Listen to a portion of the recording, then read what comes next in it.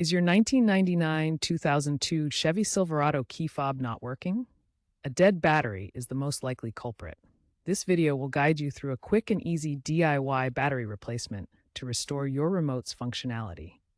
Save time and money by doing it yourself. For this replacement, you'll need a small flathead screwdriver or a plastic pry tool. Avoid using excessive force, as you don't want to damage the plastic casing of the fob. Have a clean, static-free workspace. Locate the small seam on the side of the key fob.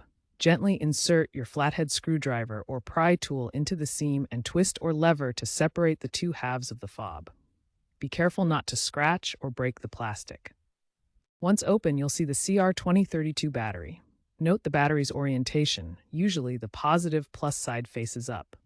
Use your tool to gently pry the old battery out of its holder. Sometimes there may be a clip or adhesive holding it in place. Now insert the new CR2032 battery into the holder. Ensure the positive side, marked with a plus sign, is facing upward. Make sure the battery sits securely in place. Now that the new battery is inserted, carefully align the two halves of the key fob, ensuring the buttons and seams match up perfectly to avoid damaging the internal components. Press the halves together firmly until you hear a satisfying click, indicating they are securely snapped together. Check for any gaps or misalignment, and ensure the case is fully closed. To test the fob, stand near your Silverado and press the lock and unlock buttons. Verify that the remote locking and unlocking functions work, and test the alarm if equipped.